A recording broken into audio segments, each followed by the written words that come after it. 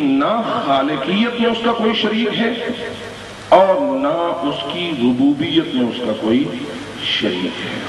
وہی خالق ہے، وہی رازق ہے، وہی محیی ہے اور وہی ممیت ہے۔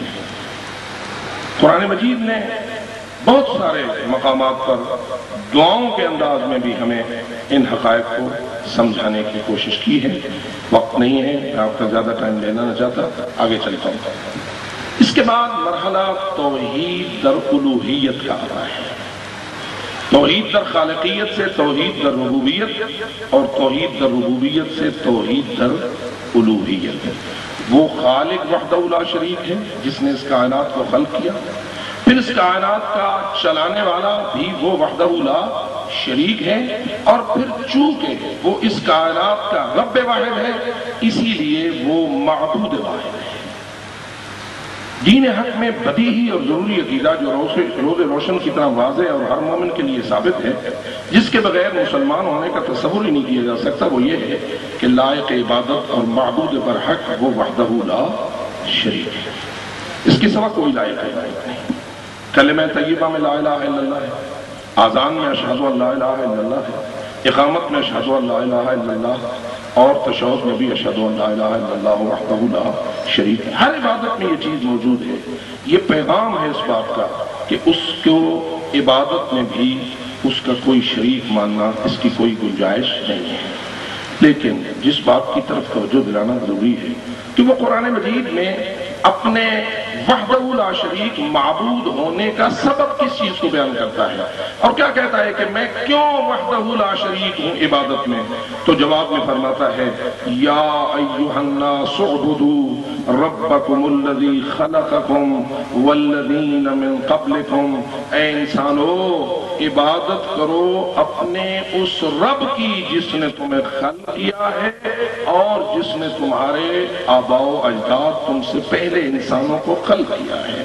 یہاں وہ اپنا نام نہیں لے رہا بلکہ یہ کہہ رہا ہے جس کو رب مانتے ہو، جس کو اپنا خالق مانتے ہو، جس کو اپنے آباء و اجداد اور اول لوگوں کا خالق مانتے ہو، اسی کی عبادت۔ اور اگر انسان رب اپنا کسی اور کو مانے گا تو عبادت بھی اسے اسی کی کرنا پڑے گی جس کو وہ اپنا یا اپنے آباء و اجداد کا یا اس کائنات کا رب مانے گا۔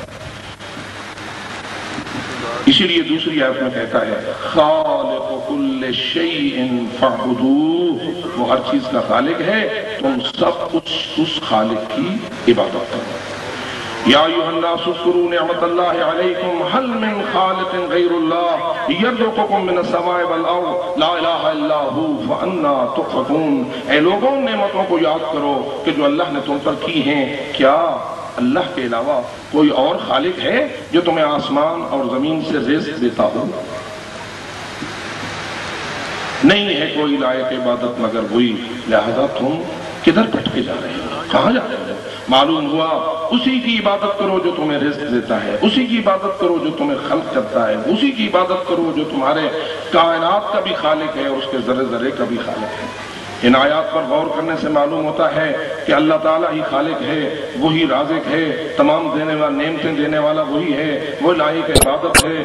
معبود برحق ہونے کا سبب اس کا خالق اور رازق اور دونوں میں حقیقی ہونا ہے۔ اگر کوئی شخص اللہ تعالیٰ کے علاوہ کسی اور کو خالق مانتا ہے، کسی اور کو رازق مانتا ہے، کسی اور کو رب تسلیم کرتا ہے، تو اس کو چاہیے کہ وہ لا الہ الا اللہ کا انکار کر دے، وہ لا الہ الا اللہ کا کلمہ نہ پڑھے، اس لیے کہ لا الہ الا اللہ پڑھنے کا اصل مقصد یہ ہے کہ جس کو میں معبود برحق مانتا ہوں، اسی کو خالق مانتا ہوں، اسی کو رازق مانتا ہوں، اسی کی ربوبیت کا قائل ہوں۔ قرآن مجید میں جتنی دعائیں ہیں وہ تیرے سامنے ہیں۔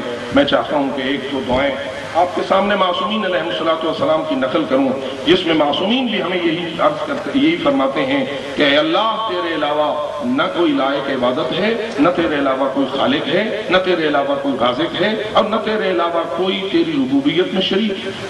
حضرت امام علی رضا علیہ السلام فرماتے ہیں یا من لا شبیہ لہ ولا مثال انت اللہ لا الہ الا انت ولا خالق الا انت تفنى المخلوقین وتبقى انت۔ اے اللہ تیرے علاوہ کوئی لائق عبادت نہیں اور تیرے علاوہ کوئی خالق نہیں، ساری مخلوق فنا ہو جائے گی اور تو باقی ہے۔ دعائے جوشن کبیر میں ہے یا خالق کل مخلوق یا رازق کل مرزوق یا من لا یخلق الخلق الا ہو یا محیی کل شیء وممیتہ یا خالق کل شیء ووارثہ۔ دعائے صباح میں حضرت امیر المومنین فرماتے ہیں یا من دلع لسان الصباح بنطق تبلجہ وسرح قطع اللیل المظلم بغیاہ بتلجلجہ واتقن صنع الفلک الدبار فی مقادیر تبرجہ وشخشع ضیاء الشمس بنور تأججہ۔ اے وہ جس نے صبح کی زبان کو اس کے تابناک بیان کے ساتھ ظاہر کیا ہے، تاریک رات کے ٹکڑوں کو اس کے سیاہ پاروں سمیت پرابندہ کر دیا ہے، فلک دوار کو اپنے مقررہ بروج میں مستحکم کر دیا ہے اور آفتاب کی تیز روشنی کو اس کے فروزہ نور کے ساتھ ہر طرف پھیلا دیا ہے۔ یہ کون ہے جو اس کائنات میں یہ سارا کچھ کر رہا ہے؟ وہی ہمارا بھی رب ہے، وہی تمہارا بھی رب ہے، وہی سب کا رب ہے اور وہی رب العالمین ہے۔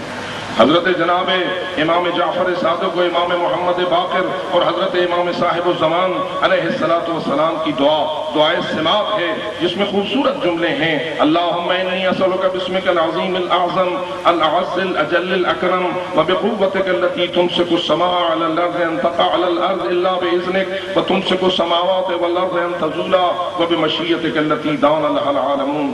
لمبی دعا ہے، میں آپ کا وقت زیادہ نہیں لینا چاہتا۔ ایسی ہزاروں دعائیں بھری پڑی ہیں ہماری کتب میں جن سے یہ ثابت ہوتا ہے کہ اس کائنات کا خالق بھی اللہ ہے، اس کائنات کا رب بھی اللہ ہے اور اسی لیے معبود برحق بھی وہی وحدہ لا شریک ہے۔ ان افعال میں کوئی اللہ کا شریک نہیں ہے۔